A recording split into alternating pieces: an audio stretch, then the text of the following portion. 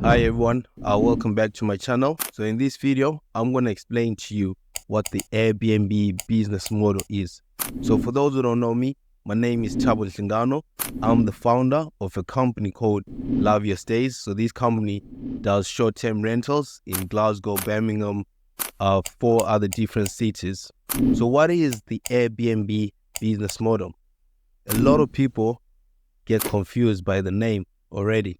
So the name is Airbnb. Airbnb is a different company, and the model, the strategy itself is called short-term rentals or service accommodation, holiday lets. It's got various names, but how does it actually work? Because you calling it Airbnb only, you're missing other companies. You're missing other companies like Booking.com, VRBO. Imagine someone say, "Oh, I do Booking.com strategy."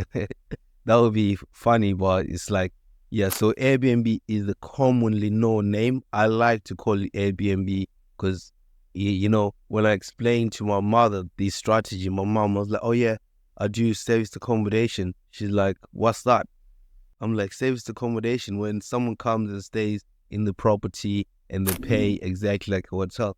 "Oh, you do Airbnb?" I was like, "Yeah, Airbnb. It's one of the booking platforms we use, Airbnb." I'm like, "Oh yeah, so you do Airbnbs." So a lot of people just know it only as Airbnbs, but this strategy has got many, many different names. So whatever you call it, in a nutshell, this strategy is mainly focused on hospitality. So it is a hospitality strategy. It is a customer service strategy. It's still part of real estate. It's still part of property, but like the end user, you need to be more customer focused. You need to, because the end user, your clients, the guests, customers, whatever you want to call them, they are actually buying an experience and sleep.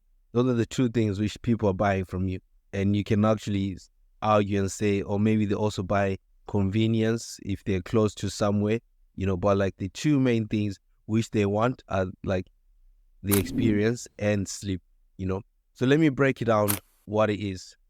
So service accommodation is a strategy in which you let out your property or someone else's property, obviously with their written permission, with contracts and agreements in place. The way you let out the property is on a nightly rate, exactly like how hotels do it. So hotels never charge you weekly rates, monthly rates. They charge you on a nightly rate. So they charge you by a night. Hotels, bed and breakfast, they charge you by the night.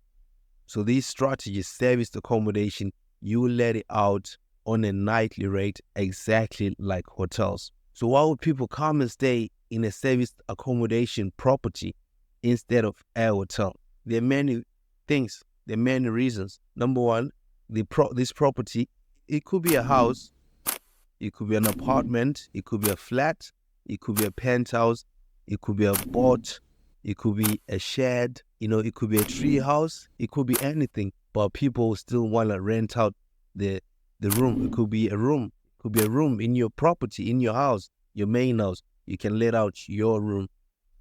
So it's like you can only let out a livable space on a short-term basis. So the difference with this one compared to hotels is many things. So one of the reasons why people want to come into a house instead of a hotel, because the house might have lounge, a kitchen, whereas in a hotel, you're just in a box room.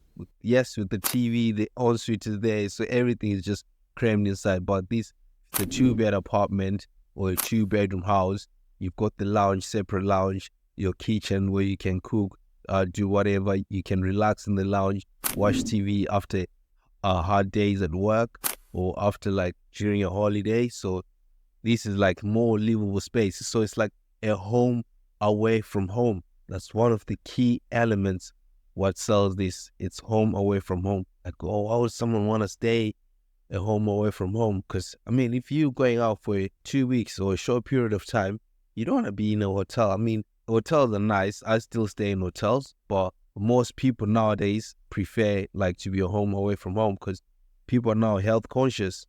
People want to cook. They don't want to do takeaway, or they don't want to go eat in a hotel, restaurant, etc. People want to just control their food and just relax. They want their space, you know? So it's that convenience as well. So people's choices are changing. So yes, this strategy, coming back to the definition, what is it? It's when you let out your property on a nightly basis, exactly like a hotel, and the property have got hotel-like amenities with bonuses. I like to use the word bonuses. The reason it's got bonuses is you've got a lounge, you've got a kitchen, a working kitchen, you know, things which hotels don't have. That's why a lot of people actually prefer to stay in serviced apartment. And you can actually get serviced accommodation apartments or Airbnbs. Let's bring it back to that term, Airbnbs.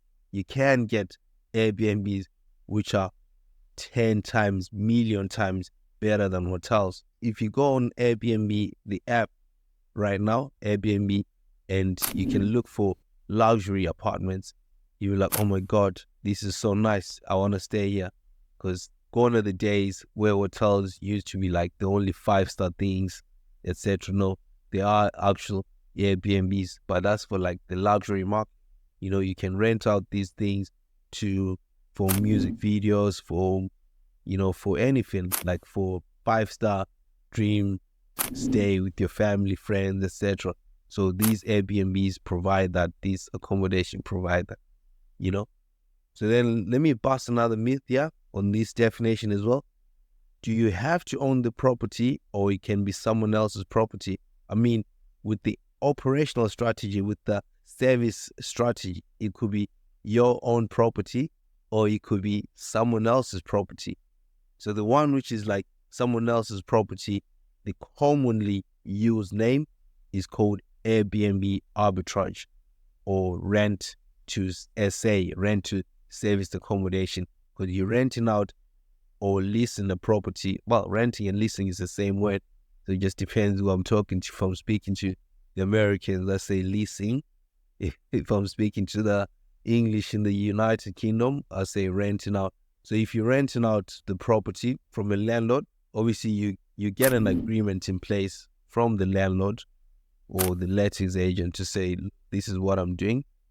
My company, Love Your Stays, is going to rent out this house, and I'm going to be renting it out to other clients on a nightly basis. And you just need to explain to them your whole business model. Like, yes, you might see the property, you will see the property on other platforms, like on advertising platforms.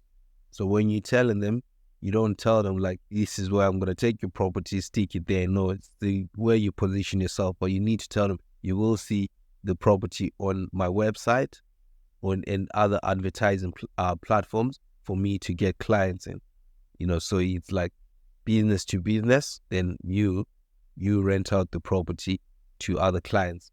So that's the whole like strategy. People get confused, you know, what can you rent out? Who can you rent it out to? So like the guest profiles, these are the customers who come to these apartments. The customers vary. You're a customer. You've probably stayed in a hotel. You've probably stayed in a bed and breakfast. So you are a customer. When you travel for leisure, when you travel for work, you stay in these kind of apartments. Anyone can be a customer. So, but you can also set up your business model targeting certain customers. In my business, we target contractors. So contractors are people who are coming in a particular area for work. So the good thing about these guys, they'll come in work for like a week, 2 weeks, you know, it's still like, what's this, short term. However, they're coming for a bit like 2 weeks. They're not coming for like 1 night or 2 nights. So mainly people who tend to come for short period of time.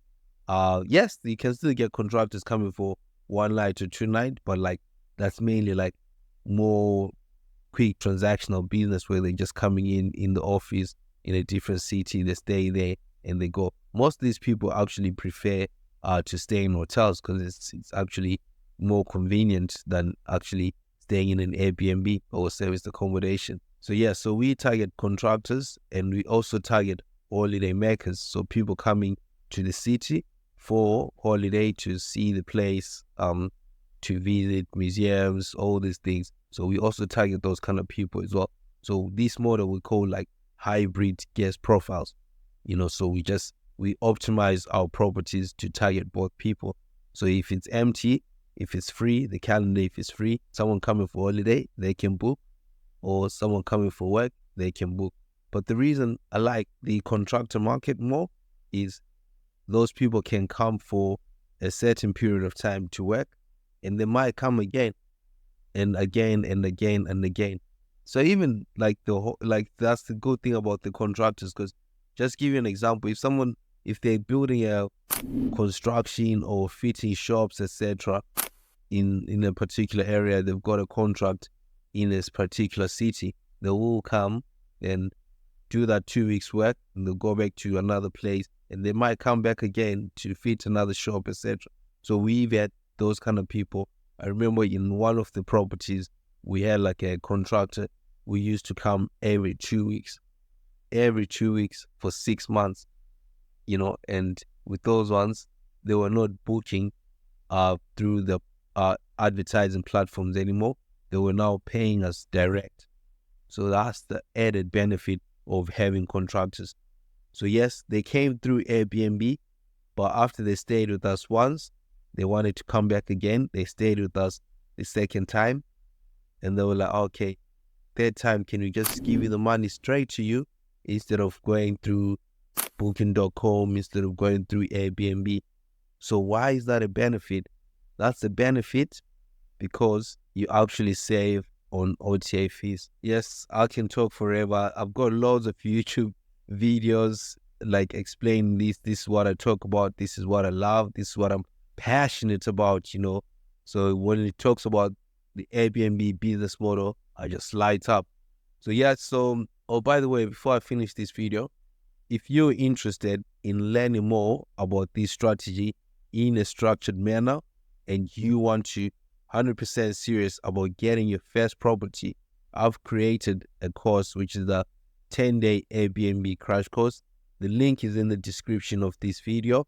Click on the link and join the course. It's a small investment, like next to nothing.